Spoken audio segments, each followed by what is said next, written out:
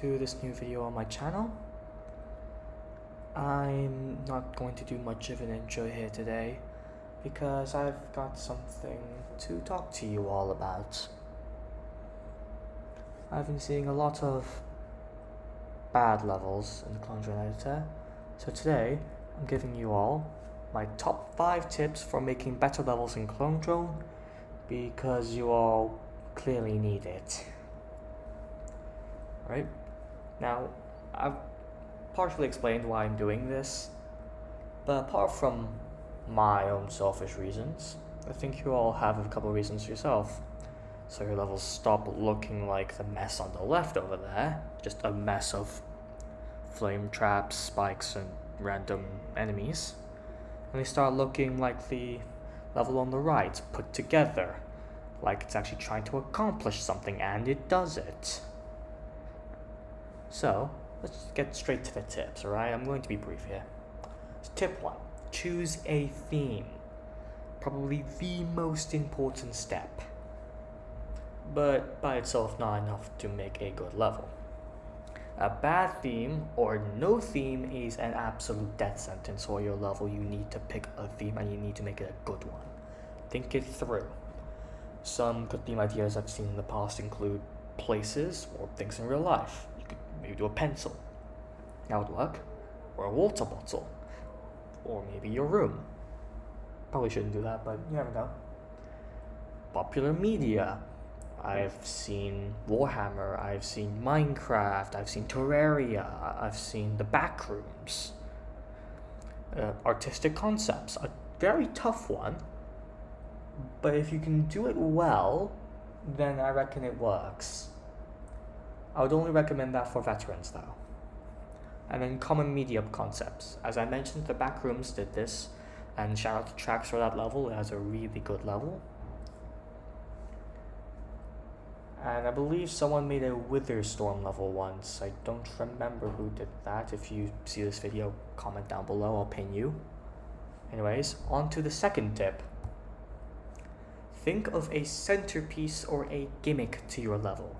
A good level needs something to make sure that it stands out, something to make sure it is memorable, some reason for a person to play it again after their first completion of it. For instance, the Fire Ducks level, that's very cool, it's an interesting concept, I like to see it. And it's fun to jump around the duck cutting apart bots. So, in order to add something unique to your level, think about something that's tied to your theme. Here's some things that I've done in the past. Darkness and fog, also I've done blizzard. There is a fog mechanic that you can add into your levels. I'd be wary of it because if you do it wrong, it's really frustrating. So get experience with it first before implementing it into a level. Maybe you can add some sort of large structure to the center of your map. For instance, a landmark, or a giant spaceship, or a tower, or a statue, or something big, something with a wow factor to it.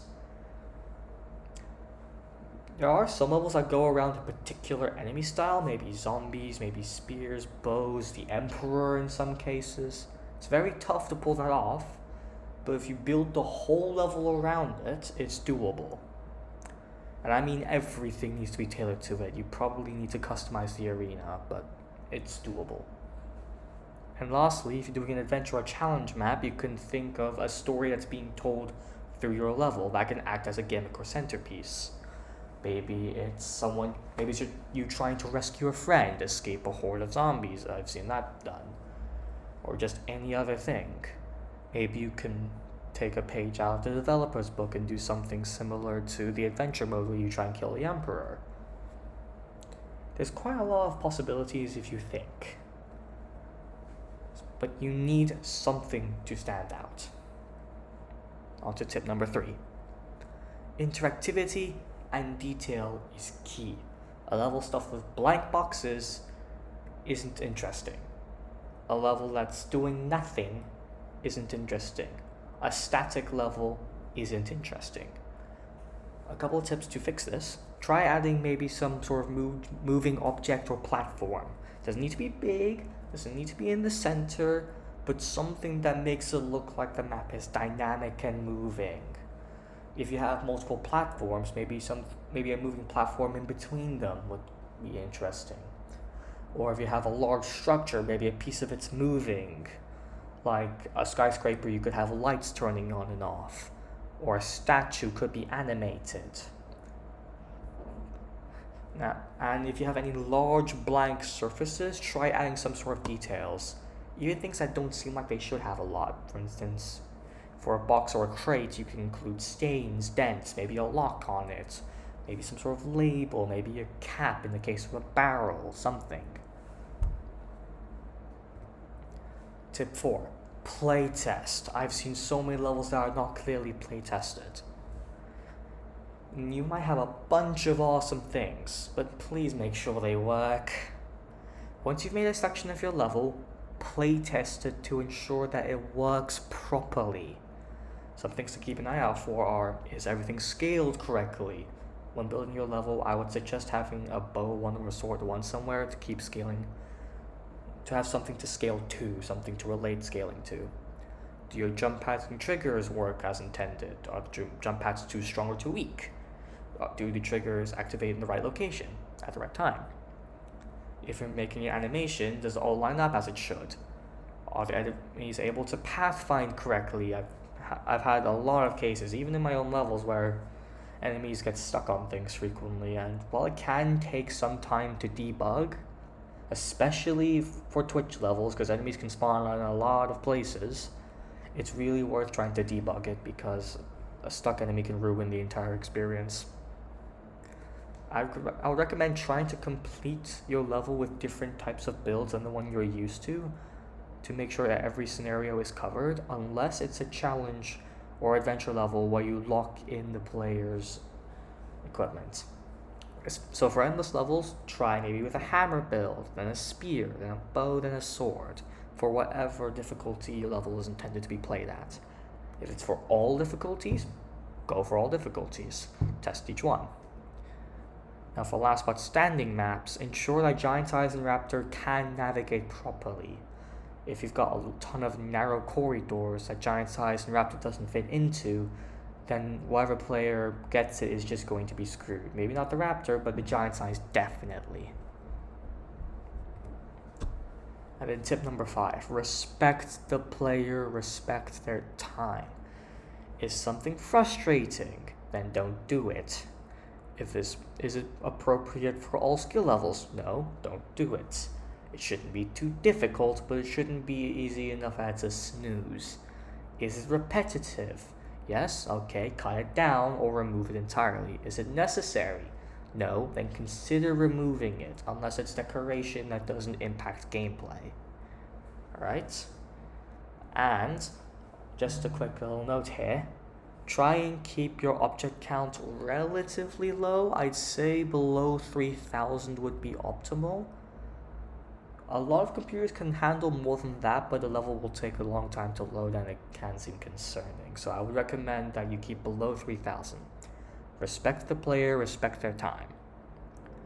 Now, I've told you all of this, but I'm going to give you an example of how this is all implemented right.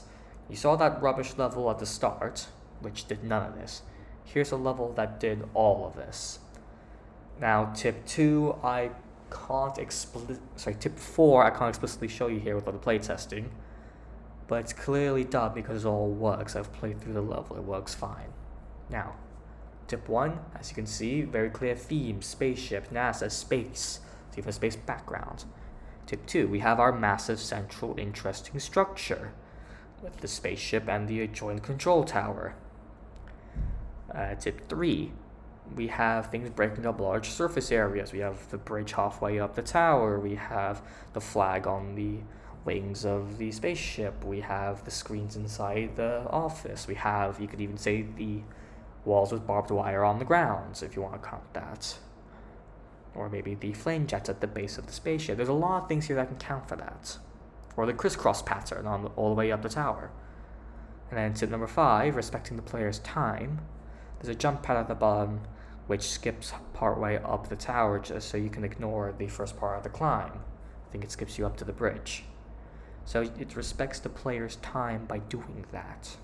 Realistically, creator probably could have put an additional jump pad on the bridge that leads to the office, but I'm not going to fault them. They've already considered it at least partially. This is a great example of all these tips implemented, and I would recommend that you follow them to the best of your ability. If a level can't fit all the tips, then reconsider your original theme. Or just think again, is there a way around whatever issue you have? Okay? So go on, make some good levels with these brand new tips. And like and subscribe, ring the bell. Yeah, you know the drill. You've probably heard this 1,000 times. Good luck, and if you want me to try out your levels, put the ID in the comments and I can give you some feedback. This is NecroPro. Have a good one.